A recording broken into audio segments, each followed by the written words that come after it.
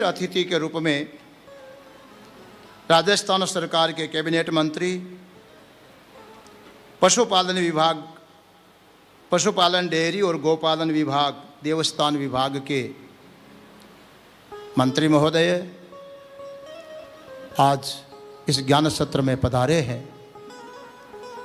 मैं हृदय से व्यासपीठ की ओर से आपका विशेष अभिनंदन करना चाहूँगा, इसलिए भी कि आप मंत्री हमारी बिरादरी के हो। समझ रहे हैं? हम गौ सेवक ग्वाले हैं, तो ग्वालों की रक्षा करने का, गौ की रक्षा करने का दायित्व कृष्ण बनकर के आपने लिया है पूरे राजस्थान का। इसलिए आपका बहुत बहुत अभिनंदन व्यासपीठ की ओर से। बहुत अच्छा लगा, बहुत जी। हाँ हाँ बिल्कुल, माला तो पहनाऊँ पधारी।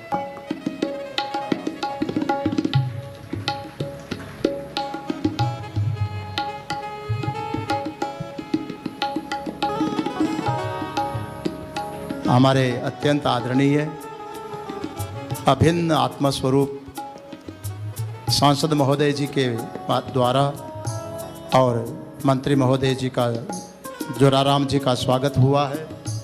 मैं चाहूँगा कि दो शब्द,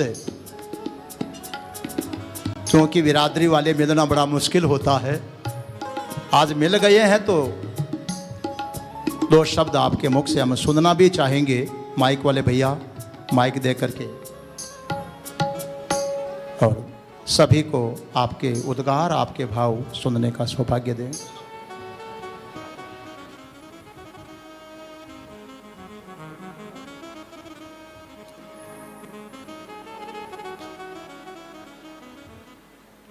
परम श्रद्धेय गुरुदेव व्यासपीठ को नमन करते हुए, यहाँ उपस्थित सभी संत वृंदों को नमन करते हुए,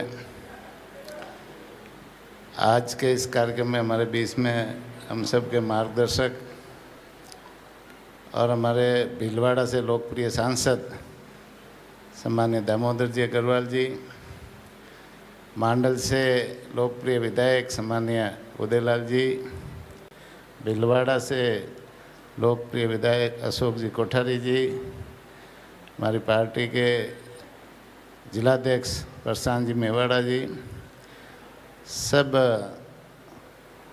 आयोजन समिति के सभी सदस्यगण, पदाधिकारीगण, यहाँ पर विराजमान सभी कृष्ण भक्त, आज व्यासपीठ पे महाराज जी का श्रीमद् भागवत कथा का वंदन करने को मिला।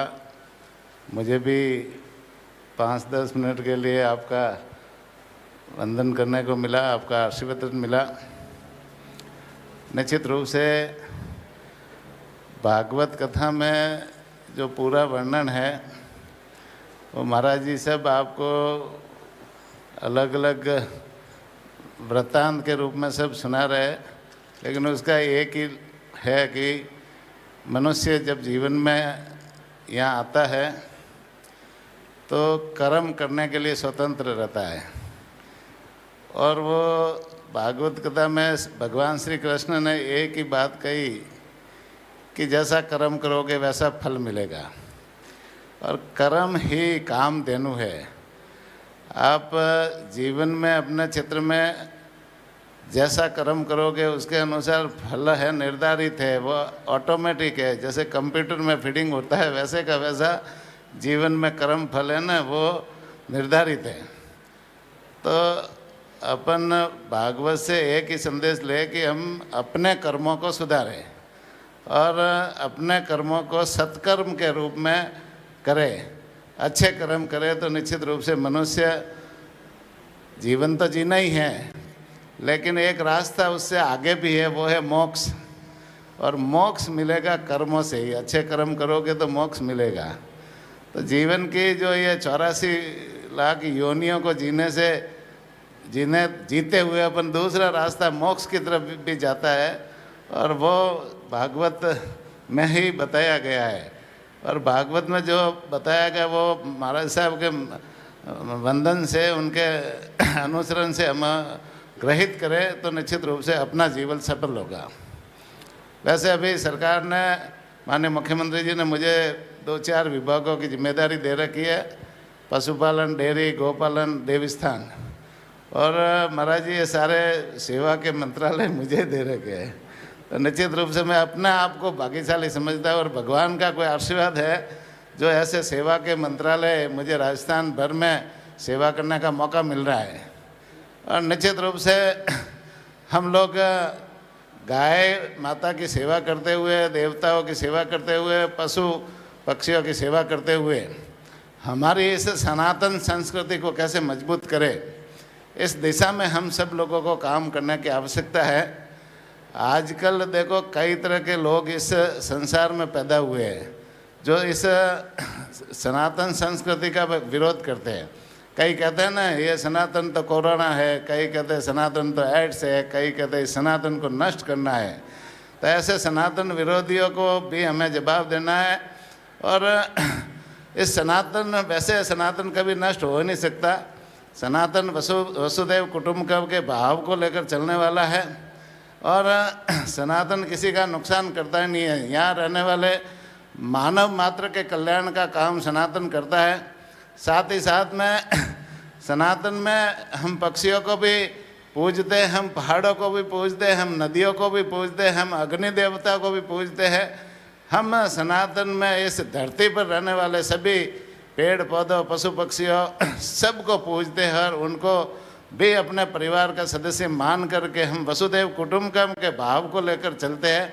तो निश्चित रूप से जहाँ वसुदेव कुटुंबकम का भाव होता है, दूसरों की भलाई का भाव होता है, वहाँ वो धर्म कभी नष्ट नहीं हो सकता, वो सनातन कभी नष्ट नहीं हो सकता। वैसे बहुत सारे जवाब है ना सनातन विरोधियों को हमारी सरकार ने भी दिए। भाई अयोध्या में राम जी का मंदिर बहुत लंबी प्रतीक्षा के बाद में, 500 सालों के लंबे इंतजार के बाद में मिला, मंदिर बना, शिलान्यास भी हुआ, मंदिर का प्राण प्रतिष्ठा भी हुई। 22 जनवरी को पूरे देश ने गली मोहल्ले में भव्य प्रतिष्ठा करके उन सनातन विरोधियों को जवाब दे दिया। और दूसरा जवाब अभी प्रयागराज में दिया है। भाई पूरे दुनिया ने देखा है प्रयागराज का जो महाकुंभ था, वो ऐसा कुंभ न तो आज के इतिहास में कभी हुआ है।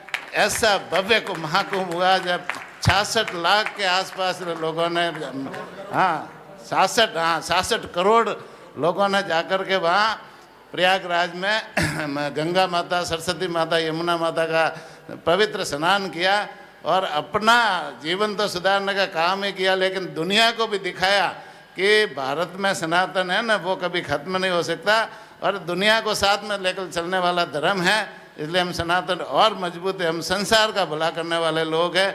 हमारे साधु महात्मा, हमारे तपस्वी है ना, वो पूरी दुनिया का भला करने की सोचते हैं, हम पूरे दुनिया का सोचते हैं। इसलिए सनातन कभी नष्ट नहीं हो सकता। मैं इस अवसर पर एक गौ माता के संबंध में बात करना चाहूँगा कि गौ माता देखो, हमारे पूर्वज, हमारे बाप दादा जब तक गौ माता की सेवा करते थे, उनका संरक्षण करते थे, संवर्धन करते थे, तब तक हमारे परिवारों में क्लेश नहीं होता था, हमारे परिवारों में मेल मिलाप रहता था, परिवार सुखी रहते थे। लेकिन जब से हम लोगों ने गौ माता की सेवा कम की है या उनको बेसहारा छोड़ा है, उनको निराश्रित छोड़ रखा है, तब से हमारे घरों में, परिवारों में कई तरह के क्लेश, विपदा है, आपस में विघटन चालू हुआ है। तो गौ माता है, गाय हमारी माता है, गाय से हमें सब कुछ मिलता है, दूध मिलता है, दही मिलता है, घी मिलती है, छाछ मिलती है। गाय का गोबर भी किसानों के काम आता है। गाय के गोबर से आज बहुत सारे प्रोडक्ट बनते हैं, 70-75 के आसपास प्रोडक्ट बनते हैं। और गाय का जो गोमूत्र है उससे भी बहुत सारी प्रोडक्ट बनते हैं, उससे गोवर्क बनता है, डायबिटीज़, बीपी जैसी बहुत सारी बीमारियां, चर्म रोग जैसी बीमारियां भी ठीक होती है। तो हम गाय को पाले और गाय का संरक्षण करें। भाई घर में रखने जैसी स्थिति है तो घर में रख कर के पाले, घर जैसा तो पवित्र और कोई हो ही नहीं सकता। लेकिन नहीं रख सकते तो कम से कम गौशालाओं के माध्यम से आप लोग गाय गौ माता की सेवा करें। राजस्थान सरकार ने भी बहुत सारी जैसे गौशाला जितनी राजस्थान भर में संचालित है, उनको हम अनुदान भी देते हैं। नई 1200 करोड़ के आसपास अनुदान हम महाराज जी देते हैं। साथ ही साथ में नई गौशाला खोलने के लिए भी हमने योजना चला रखी है। हर पंचायत स्तर पर गौशाला खोले, तहसील स्तर पर नंदीशाला खोले, जिला स्तर पर नंदीशाला खोले, इस तरह की योजनाएं चला रखी है। स्वयंसेवी संस्थाओं से भी निवेदन है कि ये ज़्यादा से ज़्यादा गौशाला खोले, जिससे गौ माता का हम संरक्षण कर सके, उनकी सेवा कर सके। यही मैं निवेदन करना चाहता हूँ। पुनः सबको धन्यवाद देते हैं, महाराज जी के चरणों में नमन करते हुए बहुत बहुत धन्यवाद। जय हिंद, जय भारत।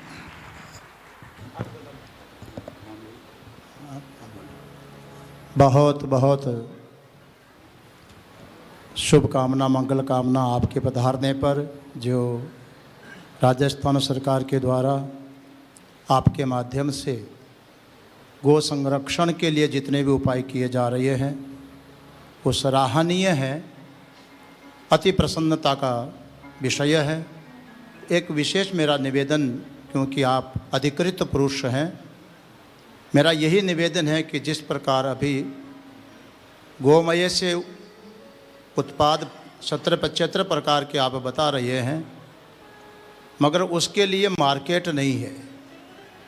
गवर्नमेंट को इस पर बहुत बड़ा सोचना चाहिए कि गोमय से जो भी उत्पाद तैयार हो रहा हो उसकी डिमांड बढ़े, उसका मार्केट मिले। ऐसी ऐसी गौशालाएं हैं जो बड़ा परिश्रम करके संचालित हो रही हो, तो यहाँ तक कि उनसे प्राप्त होने वाला गोबर और दुग्ध आदि का भी उत्पाद होता है तो उसको ठीक से मार्केट प्राप्त नहीं होता है। मैं स्वयं इसका प्रचार की दृष्टि से नहीं, आज निमित्त बन गया इसलिए बोल रहा हूँ।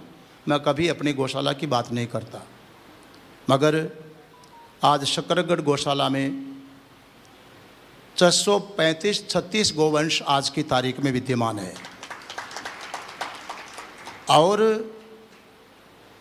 भीलवाड़ा जिले की सर्वश्रेष्ठ गौशाला के रूप में सम्मानित भी हो चुकी है।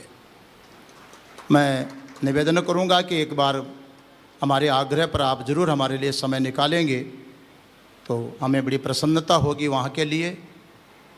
पर वो स्थान ऐसी जगह है कि भीलवाड़ा से आज 110 किलोमीटर के डिस्टेंस पर है। मैंने कल हमारे ट्रस्टी हैं पांगड़ जी, उनको कहा, बात पे बात चली तो बोले भीलवाड़ा में गाय का दूध 120 रुपये लीटर जाता है, पर गांव में यह स्थिति है कि उस दूध को कोई 50 रुपये में खरीदने को तैयार नहीं होगा। प्रत्येक गौ पर जो खर्च होता है वो बहुत कहीं अधिक होता है। जितना गौ मय उत्पाद से तैयारी होती है वो 10% का ही काम कर पाता है। 90% का तो व्यवस्थाएं संचालक संस्थाओं को करनी ही पड़ती हैं, उसमें गवर्नमेंट का बहुत बड़ा योगदान रहता है, मगर वो भी पर्याप्त नहीं हो पाता है। और मैं नहीं चाहता हूँ कि संस्थाओं को, गौशालाओं को गवर्नमेंट से भीख मांगनी पड़े। गवर्नमेंट यद्यपि सेवा कर रही है, दे रही है, बहुत अच्छी बात है, पर क्यों नहीं उन गौशालाओं को आत्मनिर्भर बनाने के लिए एक दीर्घ दृष्टि से सोचा जाए कि उनका जो गोमय हो रहा है उसको उत्पाद में ही गौशालाएं अपने आप संचालित हो सके। तो गौ रक्षा के संरक्षण की जो एक सबके दिमाग में बोझ होता है, हजारों हजारों गौवंश एक्सीडेंट में अपना जीवन खो देती है। अभी बारिश का समय आते ही स्थितियां खराब और होने लग जाती है। तो ये सारी जो परिस्थितियां हैं इसीलिए कि किसान छोड़ रहे हैं। मैंने सुना कि आजकल गिनती हो रही गौवंश का, वो संख्या गाँव में कर्मचारी संख्या निर्धारित कर रहे हैं। 1-2 गाय दूध देने वाली होती उसके मालिक बनते हैं। जो बछड़े और बूढ़े निकम्मे हैं उनको रोड पर निकाल दिया जाता है, उनको बेसहारा कर दिया जाता है। और सरकार की ओर से ये हिदायत दी जाती है कि जितना भी बेसहारा गोवंश है उनको पास की गौशालाओं में डाला जाए। गौशाला धारकों को बाध्य किया जाता कि अनुदान ले रहे हो तो गौवंश को रखना ही पड़ेगा, मगर जो गौशाला संचालक संस्थाएं और गौशालाओं की परिस्थितियां हैं उसको अधिकारी सुने बिना थोपने का प्रयास करते हैं। मेरा निवेदन ये है कि जितनी सुविधा उपलब्ध हो सकती हैं करवाई जा सकती है। गौशालाओं का कर्तव्य बनता है कि गोवंश का बीड़ा उठाया है तो करें, लेकिन उनकी परिस्थितियों को देख करके और उन पर बाध्यता दी जाए तो बहुत अच्छा होगा। मेरा विशेष निवेदन है। आपके पधारने पर बहुत बहुत बहुत धन्यवाद। हमारे बडाना साहब, आप इस पवित्र ज्ञान यज्ञ में पधारे हैं। बहुत ही मांडल विधायक, धाकड़ विधायक है महाराज, है? बहुत बहुत आशीर्वाद, खूब मंगल कामना।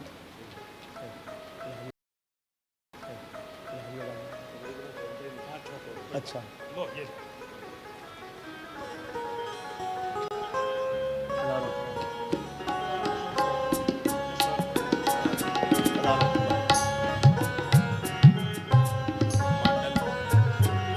मांडल विधायक, बोलो बोलो। हमारे भीलवाड़ा विधायक कोठारी जी, श्री राम। मैं तो ये समझता हूँ कि आज जिस स्थल पर आप पहुँचे हैं, आपकी गौ सेवा ने ही पहुँचाया है। आपके लिए बहुत बहुत बहुत अशोक जी के लिए मंगल कामना।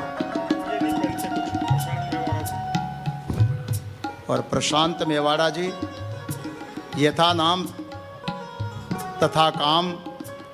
मैं जब भी देखा हूँ मेवाड़ा जी को इसी मुस्कुराहट में देखा हूँ। प्रशांत जी सदैव प्रशांत रहते हुए सारी हलचल को अपने अंदर चलाते रहे, बाहर से प्रशांत रहे, ऐसी मंगल कामना है।